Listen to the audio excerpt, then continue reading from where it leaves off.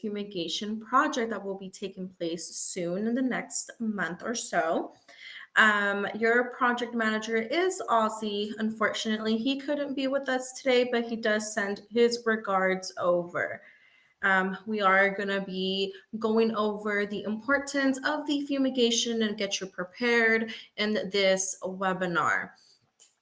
So I do see that we do have a few people in with us: Susan, Shirley, Richard, Lauren. Thank you so much for being here with me. So before I do start my presentation, I do want to make sure that my chat feature is working. That way you guys can ask all of the questions that you guys have for me, and I can answer them for you.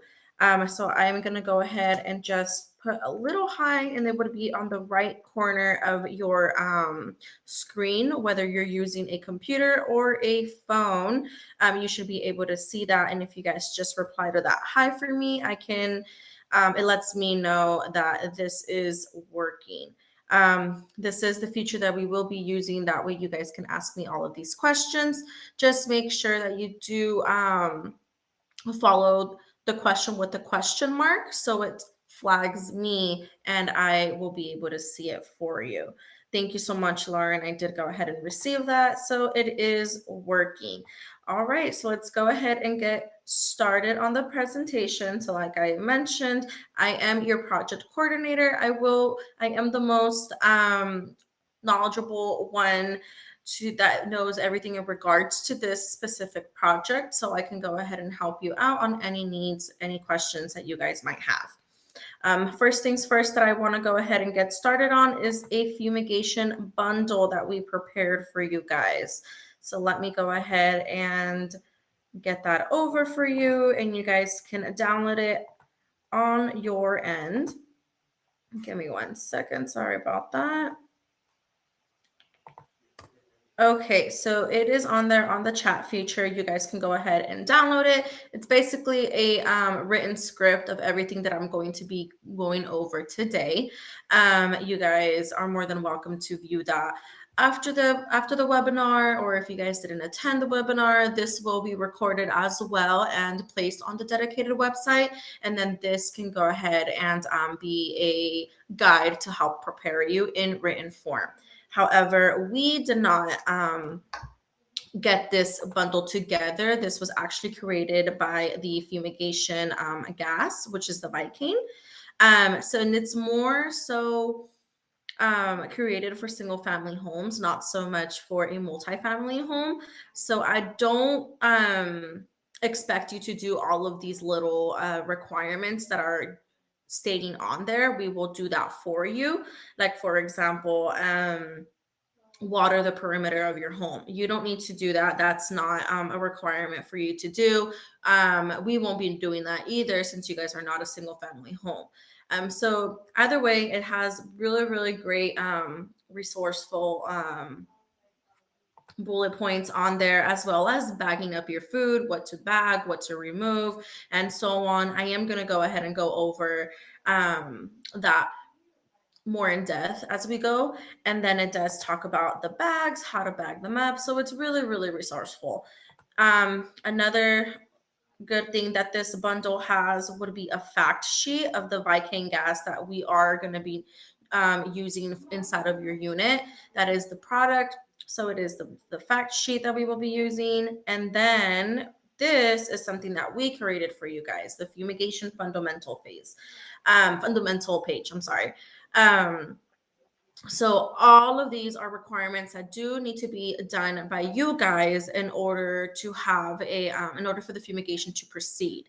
If any of these key points are not completed, it will result in a delay fee of $350, and we do not want that to happen to you.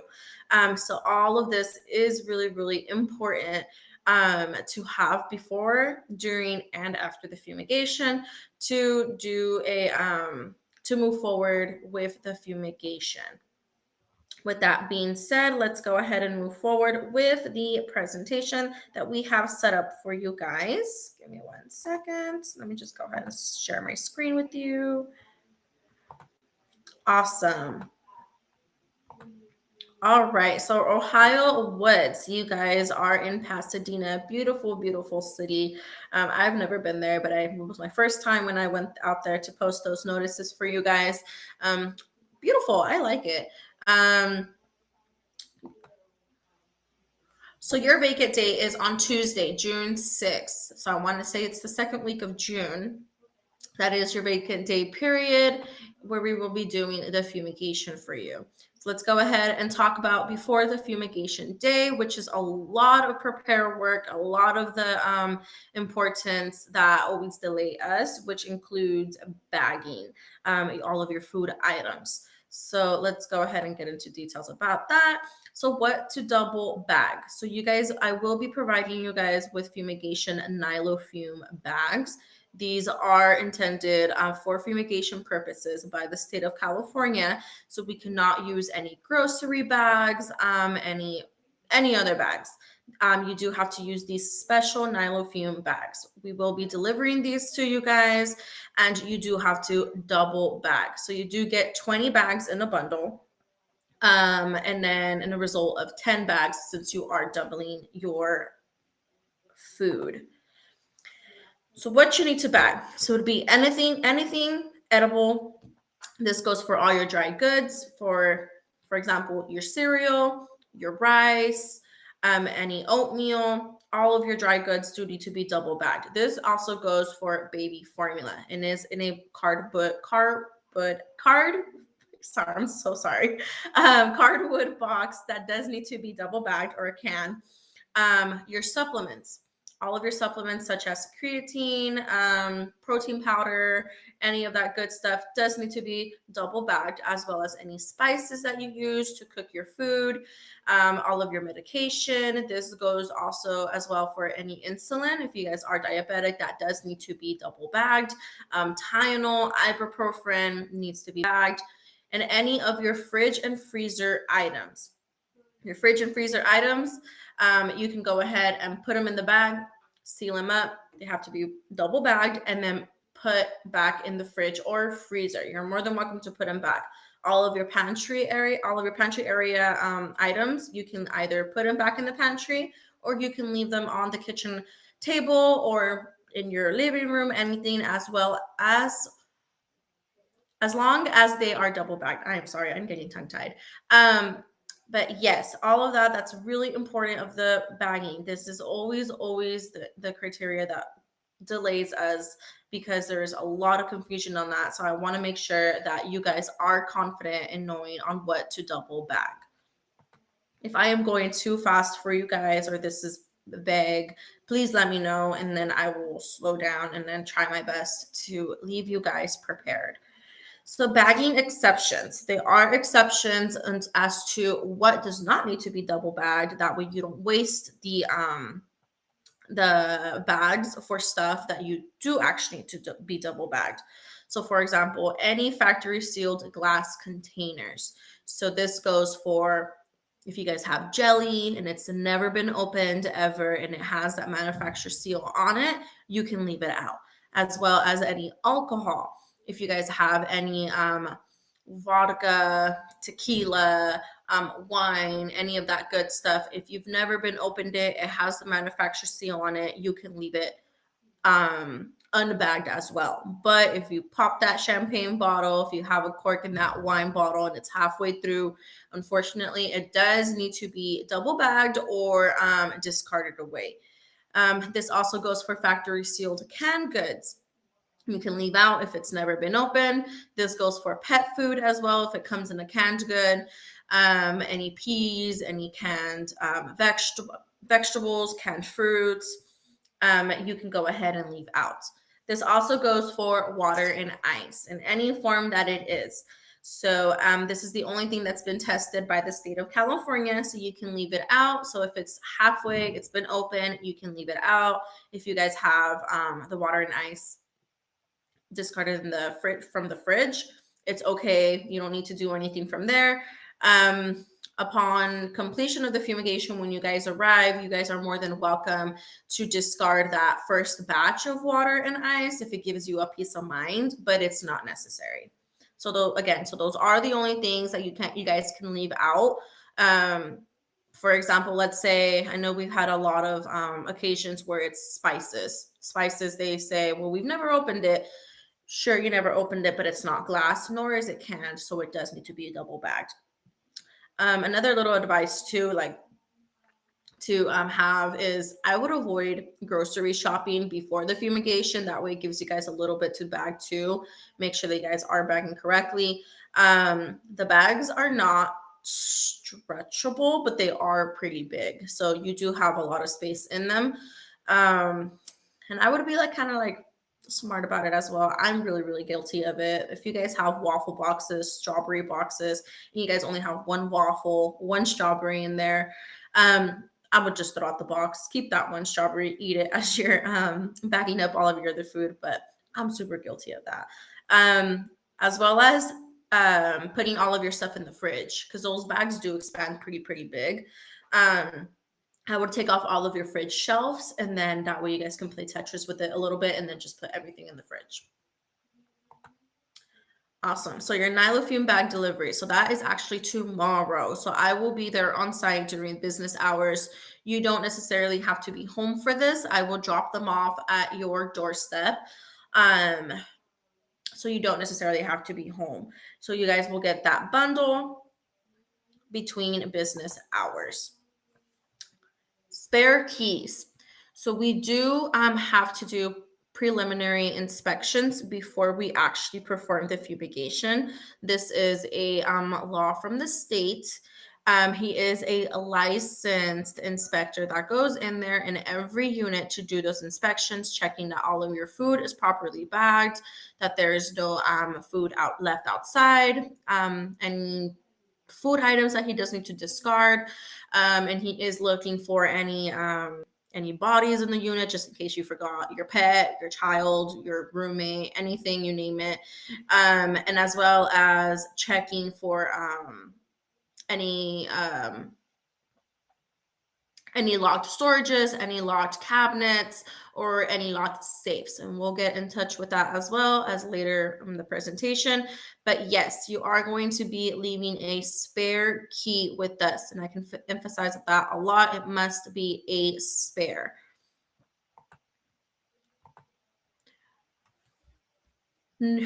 Go ahead and provide it to us no later than 8 a.m. on the first day. So this will be the day that you guys are vacating the premises. I'm not sure, you guys do have attached garages. Your vehicles and storages, they must be unlocked. If your vehicles are in the garage, you guys do need to have that open, because that is going to be, the garage is going to be included in the fumigation. So your vehicles must be open, or the windows all the way down, as well as the trunk.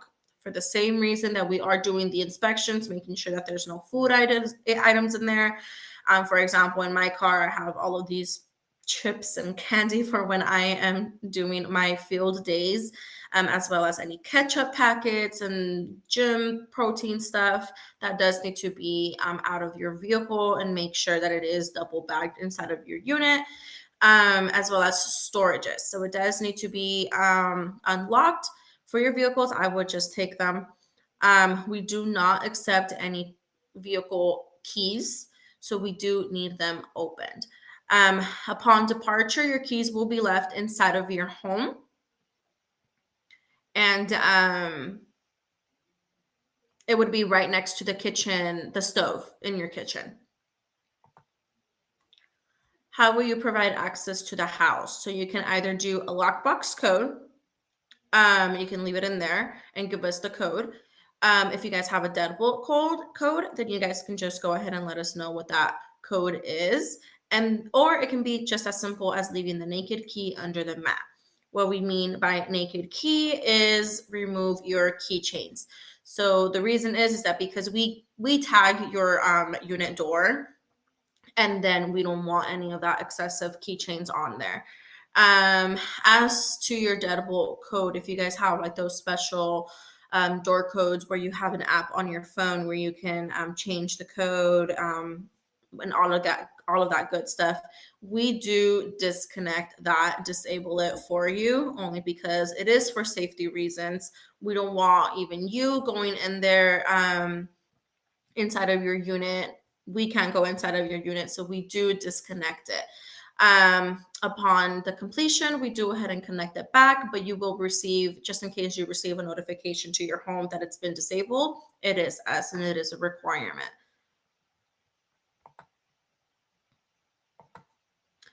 So yes, the key will be left by the stove or in your lockbox.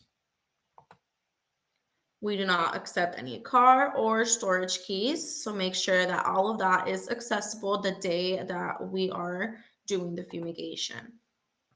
And accessible vehicles will be towed out at the owner's expense without warning and without without giving you guys a call. So if you guys do have storages like this, they do need to be left unlocked. And I think the end units have, I don't know if they're called like sheds. I did see them. So those do need to be accessible for us as well, because the inspector does need to look in there and do a safety inspection. If you guys have water heater closets like this, they do need to be left unlocked as well. And then I did notice too that a lot of you have locks on your gates. So they do need to be left unlocked. Take it home with you. We do need access inside. If those are just there and they're locked, by the time that we get there, we'll go ahead and just break the lock. So just go ahead and do us the favor to remove them, take them home with you, or just leave them there unlocked. And upon departure, we'll go ahead and lock it up for you. A locksmith will be called at your expense without warning if a key is not provided, or if the key doesn't work, or the padlocks don't work. So if you guys do get a lockbox, I would test it out first. And then if you guys do get a spare key, I would test it out first as well. Or your locks will be dismantled and we could not make reimbursements for any resulting damages. So what this means is we'll go ahead and break your lock, drill through it, and we cannot make a reimbursement for any resulting damages on that. So be sure that we have access for your unit. Baby and crib mattresses. So all of your other mattresses, such as your memory foam mattresses, if you guys have a water bed, or if you guys have any of those massaging mattresses, they are okay to be left in the unit. The only thing that needs to be removed is the baby crib mattress. The reason is that because I guess they have a lot of they don't ventilate correctly with the whole Viking gas. So the California law just went ahead and stated to remove them, best to remove them.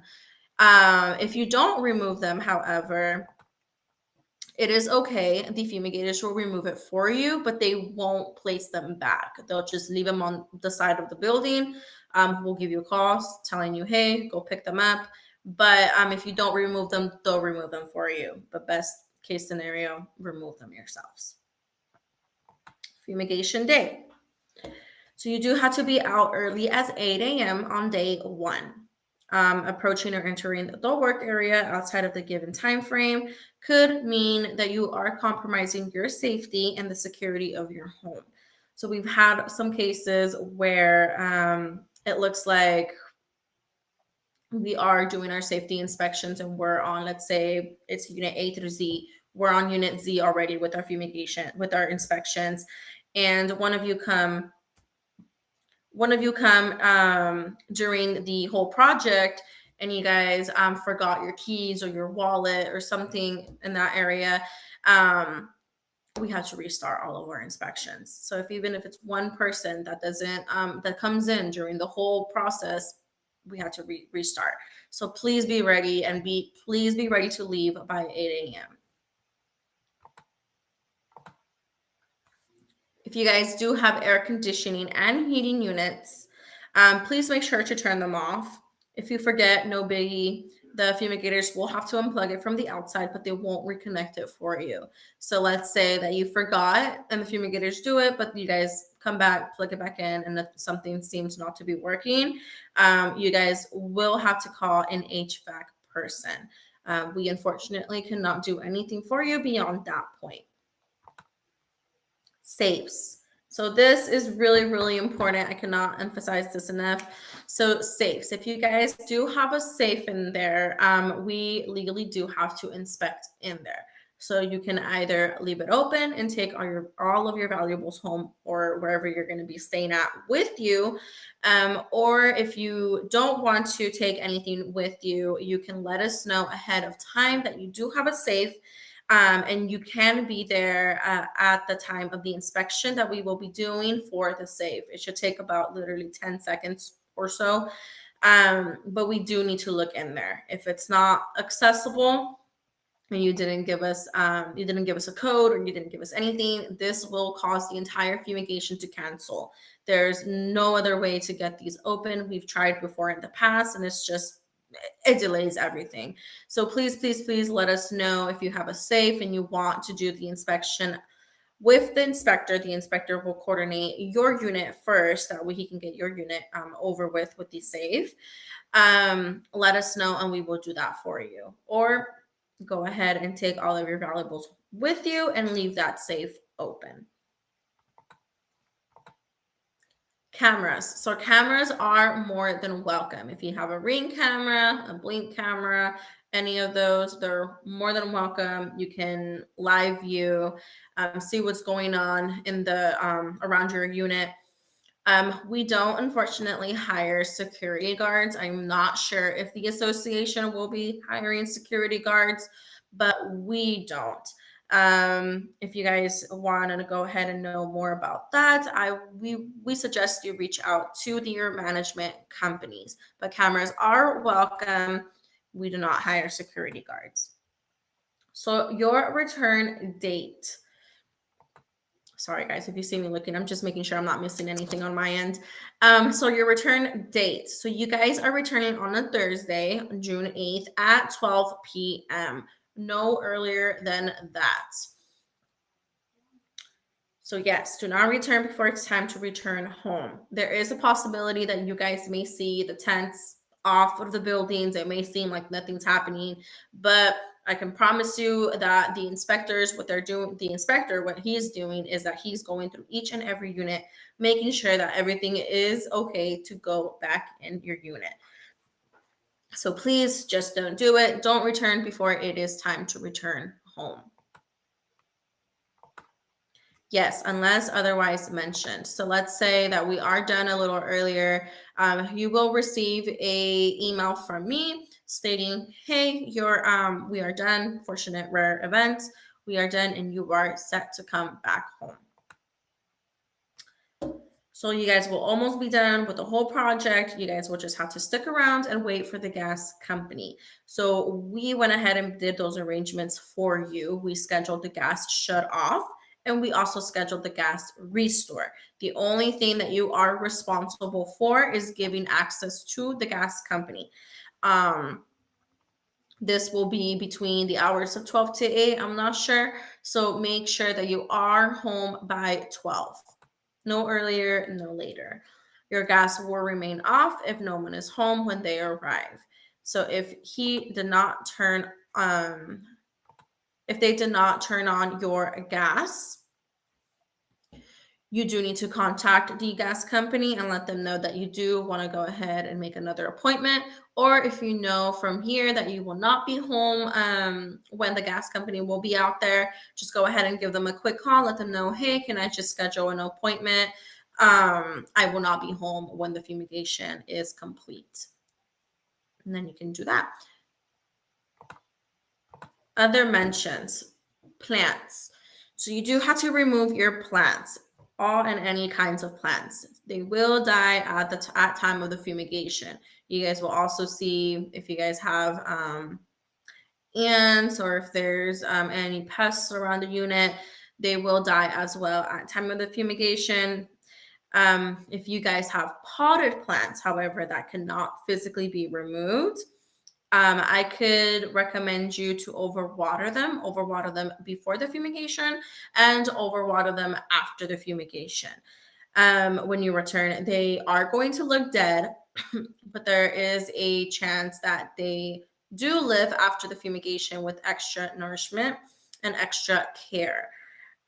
So yes, overwater them before and overwater them after the fumigation.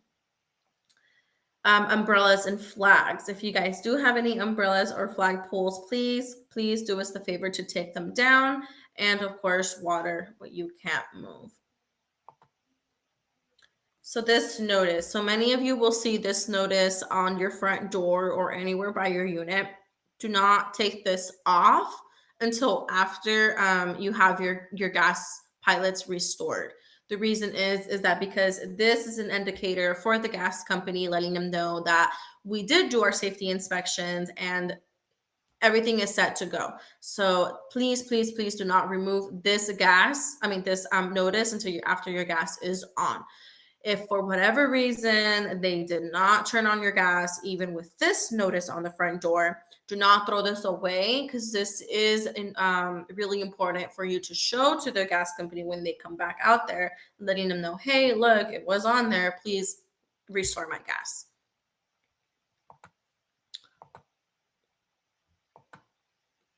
So you guys are SoCal Gas. So that would be your 909 number. So that would be the 909-307-7070. That is the best way to reach the gas company for any issues. Let's say that sometimes they leave pink slips right next to your stove as well when we leave our keys. We don't know anything of those gas issues. They don't communicate with us whatsoever about that. So if you guys do have any questions regarding those pink slips, or let's say that your water heater isn't working, but it is, but they did arrive there and they did service your unit, you do have to call the gas company. Unfortunately, we do not have any information whatsoever. So yes, we cannot make any appointments for you beyond what has already been coordinated. So again, that is SoCal Gas, your 909-307-7070. So the weather, I am not so worried about the weather, unless for a crazy reason we have heavy rain or heavy wind during that time. We'll get together with your management company and navigate from there, and keep a close eye on the weather. And if anything does change, we'll let you know. However, as of right now, everything is set in stone for those few dates, and nothing is going to change as of right now. So your best resource, that would be your dedicated website. And I did see many of you have signed your fumigation documents already when I was doing the presentation, and that is great. Thank you so much. So we do have a couple of you too that we are missing your fumigation documents still. Please have that returned to us. We cannot proceed with the fumigation without your fumigation documents, as well as if there is any updates regarding the fumigation. That is our best way to get a hold of you and for you to keep updated on the fumigation project. So this is your best resource, the hoafumigation.info, Ohio Woods. That is your dedicated website to find all of that good information on there. This goes for questions as well. If you guys do have any questions, me and Ozzy are out on the field a lot for these projects.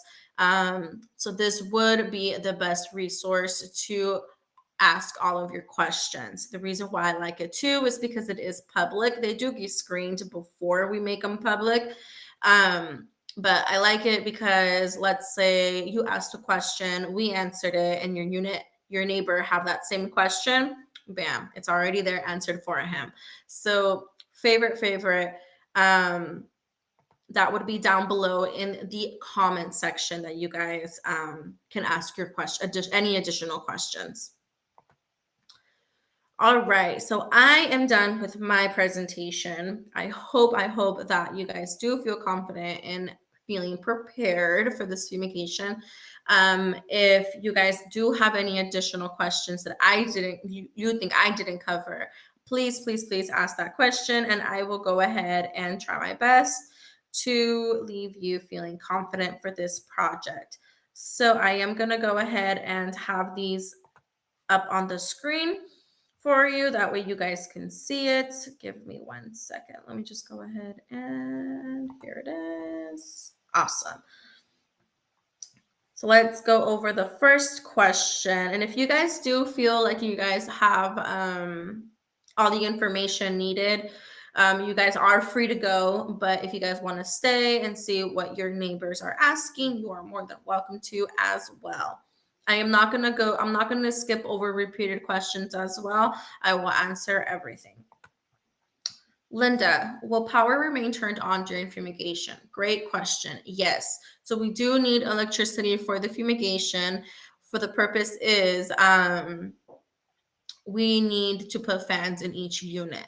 That is very, very important because it helps circulate the gas that we put in there. So we do put fans inside of your unit and we do collect them to the electricity. This also goes for windows. So the windows, we do open them up a little bit, not even an inch, it's literally probably half an inch to help circulate the air. If you guys do have any specific windows and you guys do not want open, just go ahead and do us a favor and place a note or place on a piece of tape, do not open, and then just leave it on there and the fumigators can look at that. But yes, the power will remain on during the fumigation.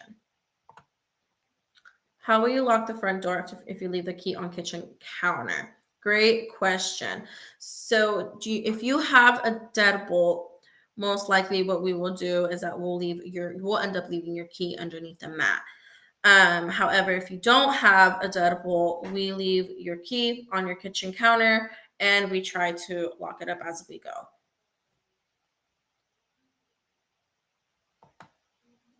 Can you return to the slide about air conditioner / heater? You said we need to turn it off, or will it be unplugged? Can you explain this again? Of course.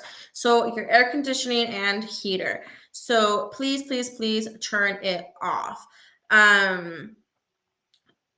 If you guys do not leave it off, we will go ahead and turn it off for you. I'm sorry, we should have reworded that a little different. We'll turn it off for you, or the fumigators will unplug it from the exterior. Depends on how they want to go ahead and do that for you. But either way, it does need to be turned off.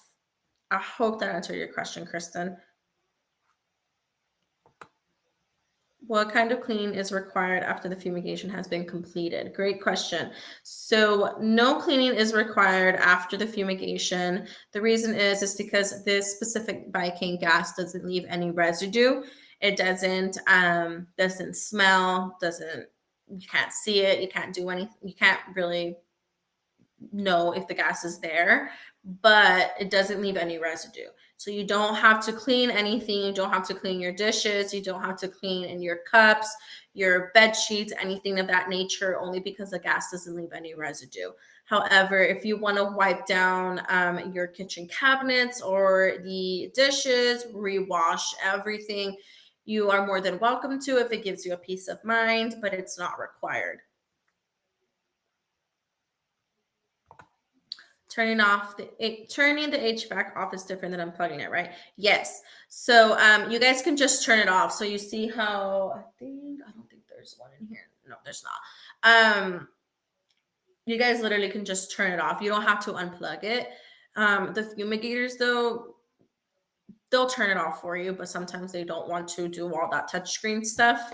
They'll just end up unplugging it. But if they do go ahead and turn it off like that, then we will do that. But they do need to be off. So I would recommend just turning it off, not unplugging it on your behalf.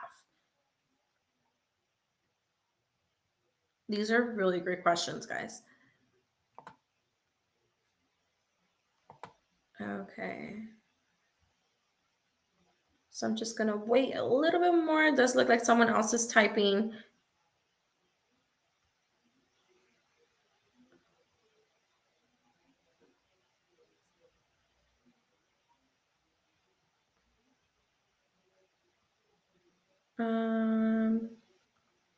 Okay. Sorry, John. That wasn't Please make sure that you guys are putting the question marks. That way I can see it for you guys.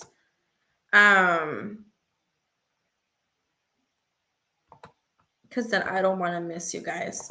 For example, I would need more time than half a day to fill out the form. The form is lengthy. That's more than okay, John. The deadline is actually on Monday. After that, I do have to let the management company know which units are not compliant as of now. But that is more. You're more than welcome to take half day to fill out the form. The due date is on Monday by the end of the day.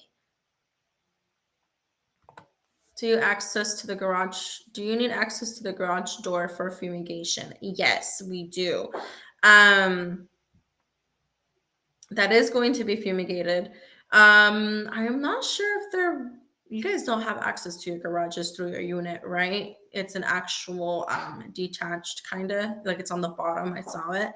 Um, so if you guys don't have access through your unit, we do need your garage door code as well, or any keys for the garages as well.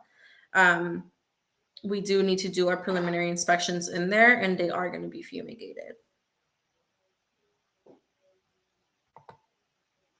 Do we need to remove all baby items other than the crib and mattress? No. So it is only the mattress that you need to be removed, not anything else. Like for example, you don't need to remove any diapers, any creams, um, teething toys. I know that a lot of people ask about teething toys. That doesn't necessarily have to be removed. They don't actually ingest them. They just go ahead and put them in their mouth, but it's not intended to ingest. So you don't need to remove that. The only thing that you need to remove is the mattress. You don't need to remove the crib, just the mattress.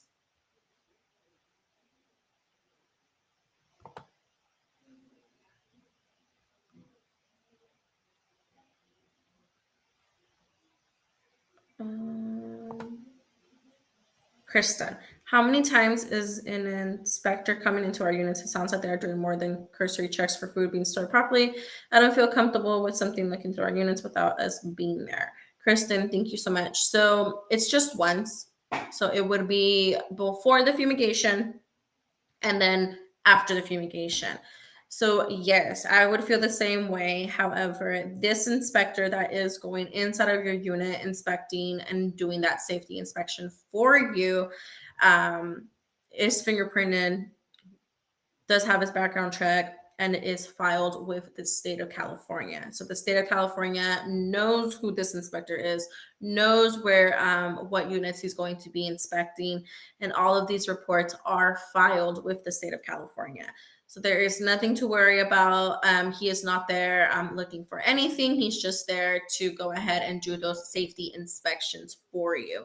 So it would be before the fumigation and after the fumigation, making sure that there's no gas pockets and that it is okay for you to go back into your unit. As well as drawers. You may see your drawers that are going to be open. He's not going to be rampaging through them. They're just literally a requirement to open them, look in them, making sure there's no food, making sure there's no pets in there, small pets, a fish, anything in there. So they do need to look in there. It is a requirement by the state of California. Can someone confirm that there will be security guards while the fumigation is happening? Kristen, this would be a great question for your management company. I unfortunately don't have that answer for you. If I do hear anything, though, I can go ahead and send you guys an updated email confirming that there will be security guards.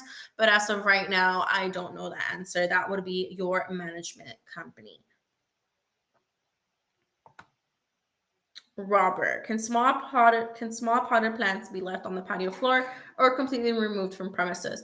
So they do have to be completely removed from the premises, only because we are fumigating the whole structure, so all of your buildings. I'm trying to think if in your garages in the middle. Let me see if maybe I can show you guys. I know that you guys have like a little area maybe that you guys can put the plants and you guys can tag them. At every HOA, we kind of advise that they do that. Let me see if I can show you really quick. Um, okay, yeah, just my look. It's not showing. But in the middle of your garage is not like on the exterior when the cars are going in. You can probably leave them like that in like in the straight line because they won't be fumigating. Obviously, the tarp's that big; they'll be closer to the buildings. So you can leave your potted plants there. Just tag them, and then they should be okay. But I would just take them with you just to be on the safe side. Um, Let me see if we. Oh, Susan, thank you so much. One second. Let me just mark this as a question so you guys can see this on the screen. One second. There you go. Just for FYI, the garages are accessed through the units. This is perfect. Also, the HOA is hiring 24-hour security. There you go. Thank you so much, Susan. And then I just saw another question on here that I want to make sure I don't miss. There it is. So, what is the environmental impact of the fumigant for our immediate neighbors? So, they don't have any impact at all. We're not going to be in their way of the fumigation. Everything is happening inside of the tent. Nothing is happening on the exterior. The only thing that they would be looking out for would just be for us guys running around, kind of being loud, trying to get our stuff together from the roof, from the bottom. Our clips, we keep a lot of clips to seal those tents, as well as carpet tiles, maybe on the sidewalk as we're preparing the exterior. But they shouldn't have an impact. I hope that answered your question. And then let's see if there is.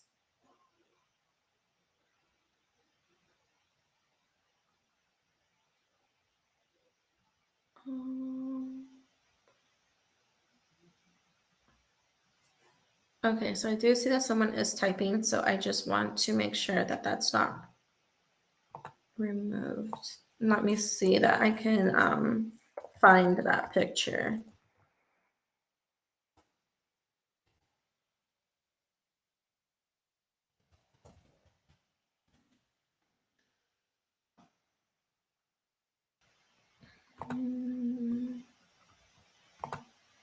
Leaving a key under the doormat is safe. Is there any other arrangement available? Yes. So you can provide us with a lockbox.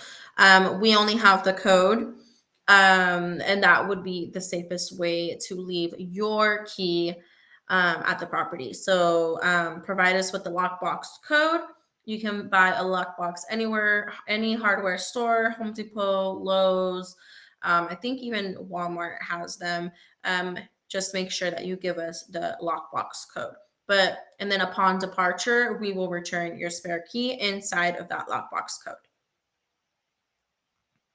And then under the doormat as well. So you guys will leave them before you leave the day you guys vacant. So for example, let's say that the fumigators do arrive there by 8. We will personally be there, me and Ozzy. And then we collect the keys as we go. So they wouldn't be underneath the doormat for the whole purpose of the fumigation. We collect them for you. Can a property management company collect our spare keys and deliver them to the fumigation company so that we're not leaving a spare key under a mat on our patio? So that is a great question that you can ask the property management. We've never had that. All of our other projects, they go ahead and provide it with us underneath the mat or in a lockbox code, and we've never really had an issue with it. You can the property managers can collect your spare keys. The only thing is that they do need to be there on site as well to go ahead and deliver them to us. But great question. That would be a question for your property management. Um,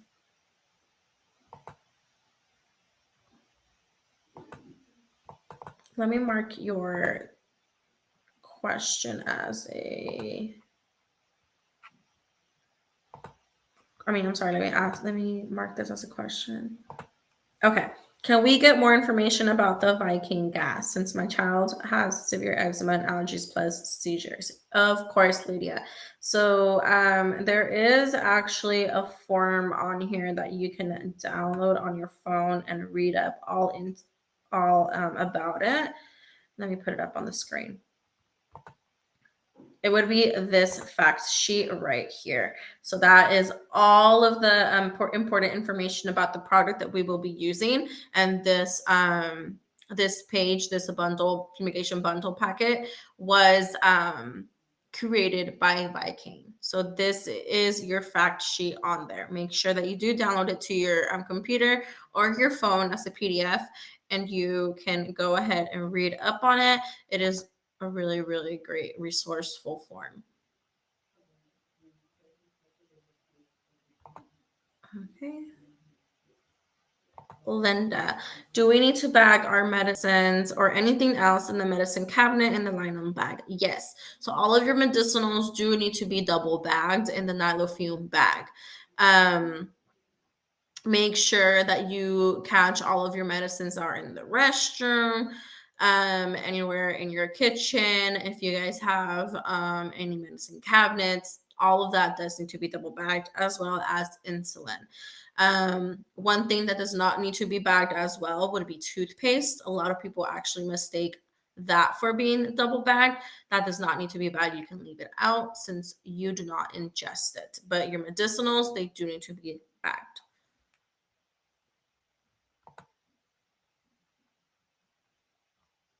These are really great questions, guys. Thank you so much.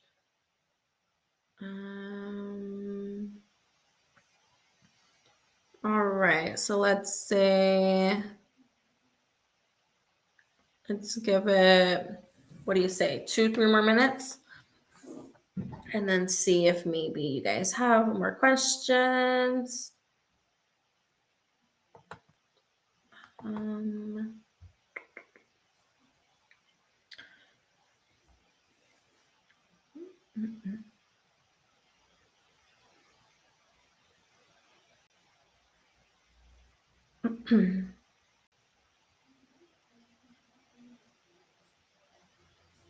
All right, let's see.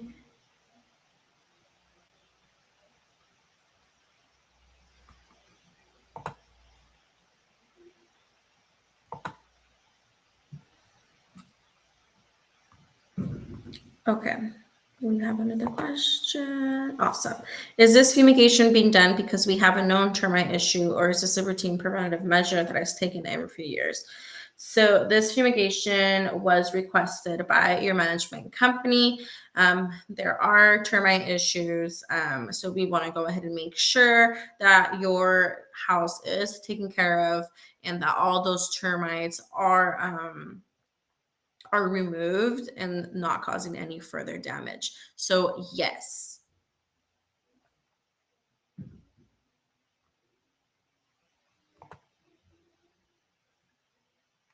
How often is fumigation of this scale done? If you mean by like the whole project, like where you vacant, how often is it done? Every so on. We recommend probably every, not fumigation, but an inspection probably every year or so, so we can make sure that there is no evidence. I hope that answered your question. If not, please rephrase and I can try my best. What about tenting? That is really, really, I want to say probably every 10 to 20 years. But that's, it varies. We just want to make sure that the termites are dead and that they did die with the Viking gas. but I want to say every 10 to 20 years. We haven't really had um, fumigation tenting like with all our communities that we've done for so long. Do it twice. Um, we do inspections every year, but for tenting, we don't really do them twice. We haven't had that um, event yet.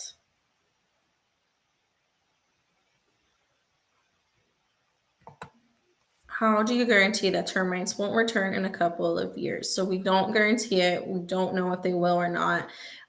We This project is under warranty unless they do another fumigation or spot treatment. But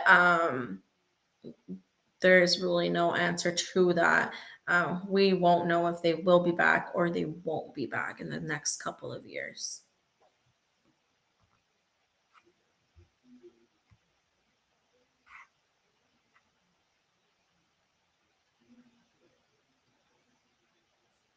Um, okay, so let's say I give you guys another minute. I do see that a lot of you guys have logged off already. Um, so if I answered all of your questions, you guys are free to go. I'll just wait one more minute for you guys. If there's no more questions to be asked, you guys have been really, really great. Thank you.